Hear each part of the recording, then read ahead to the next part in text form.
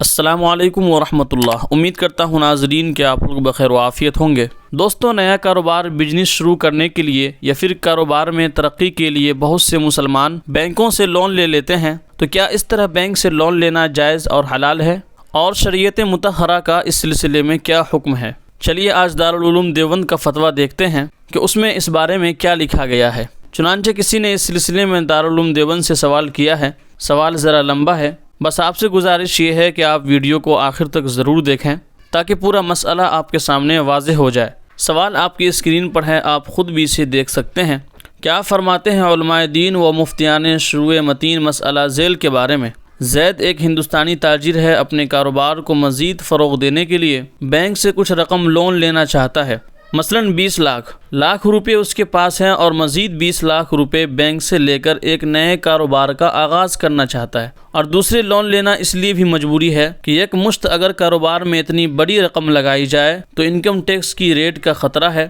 اور تیسری بات یہ ہے کہ ہندوستان کے بینکوں میں جو پیسہ جمع وہ ہندو مسلمان سب لوگوں کا ہے، اس سے دوسری قومیں فائدہ اٹھائیں اور مسلمان یکسر محروم رہیں، یا سرکار کی تمام تجارتی اور کاروباری اسکیموں سے جو بینک کے تحت ہی عمل میں آتی ہیں مسلمان یکسر محروم رہیں، جو اقتصادی طور پر پہلے ہی خستہ حالی کا شکار ہیں اور مزید خستہ تر ہونے کی کگار پر ہے۔ جس طرح ہندوستانی پس منظر میں علماء کرام نے گاڑی کو فائنانس کرانے کی اجازت دی ہے، کیا ایسی کوئی شکل کاروباری لون کی نہیں ہو سکتی؟ اور اگر ہو سکتی ہے تو اس کی کیا صورتحال رہے گی؟ برائے کرم جواب سے مطلع فرما کر ممنون فرمائیں۔ تو دارالعلوم دیوبند کا جو جواب ہے اسے بھی آپ اپنی اسکرین پر دیکھ سکتے ہیں۔ بسم اللہ الرحمن الرحیم۔ اسلام میں جس طرح سود لینا حرام ہے، اسی طرح سود دینا بھی حرام ہے۔ احادیث میں سود لینے والے اور سود دینے والے دونوں پر لعنت آئی ہے، اس لیے کاروبار کی ترقی یا کوئی نیا کاروبار شروع کرنے کے لیے بینک سے سودی قرض لینا ہرگز جائز نہیں ہے، سخت حرام ہے۔ البتہ اگر کسی شخص کے پاس کاروبار کی ترقی یا کوئی نیا کاروبار شروع کرنے کے لیے دیگر اخراجات سے خالی مطلوبہ رقم موجود ہے لیکن وہ انکم ٹیکس ادا کردہ نہیں ہے، یعنی حکومت کی نظر میں غیر قانونی ہے، جس کے بنا پر کاروبار کی ترقی یا کوئی کاروبار شروع کرنے کے لیے اگر بینک سے لون نہ لیا جائے تو انکم ٹیکس کے حوالے سے مختلف پریشانیوں کا خطرہ ہے، تو ایسی صورت میں محض انکم ٹیکس کے مسائل سے بچنے کے لیے ظاہری طور پر بینک سے لون لینے کی گنجائش ہوگی، کیونکہ یہاں بینک سے سودی قرض کسی فائدے کی غرض سے نہیں لیا جا رہا ہے بلکہ صرف انکم ٹیکس کے مسائل سے بچنے کے لیے، یعنی دفع ظلم کے لیے۔ اس لیے اس صورت میں انشاءاللہ گناہ نہ ہوگا، لیکن اس صورت میں بھی بہتر یہ ہے کہ لون کی رقم کہیں اٹھا کر رکھ دی جائے، کاروبار میں استعمال نہ کی جائے اور پہلے سے موجود اپنی حلال رقم ہی کاروبار میں لگائی جائے۔ واضح رہے کہ مسلمانوں کی دینی و دنیاوی ہر طرح کی ترقی صرف دین و شریعت پر عمل کرنے سے ہی ہو سکتی ہے۔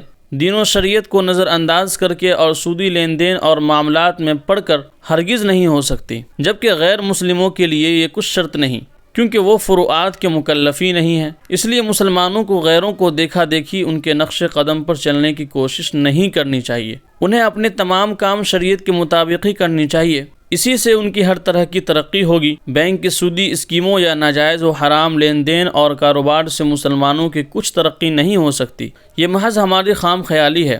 فائنانس پر گاڑی لینے کا حکم وہی ہے جو اوپر کاروبار کی ترقی یا کوئی نیا کاروبار شروع کرنے کے لیے بینک سے سودی قرض لینے کا ذکر کیا گیا ہے، یعنی اگر کسی کے پاس گاڑی خریدنے کے بقدر پیسہ ہے لیکن انکم ٹیکس کے مسائل کی وجہ سے وہ اپنے پاس موجوداتی و حلال و رقم سے نہیں خرید سکتا، تو اس صورت میں گاڑی فائنانس پر لینا جائز ہے، کیونکہ اس صورت میں سودی قرض کا مقصد کوئی فائدہ حاصل کرنا نہیں ہے بلکہ انکم ٹیکس کے مسائل سے بچنا ہے، جو دفع ظلم کی شکل ہے۔ اور اس صورت میں گاڑی خریدنے والے کو چاہیے کہ اگر قسطوں کے انتظار کے بغیر جلد از جلد بینک کا لون ادا کیا جا سکتا ہو تو ادا کر دے، اس میں تاخیر نہ کرے۔ اور اگر کسی کے پاس گاڑی خریدنے کے بقدر پیسہ نہیں تو فائنانس پر گاڑی خریدنا جائز نہیں، کیونکہ اس میں بینک سے سودی قرض کا معاملہ پایا جاتا ہے جو اسلام میں سخت حرام ہے۔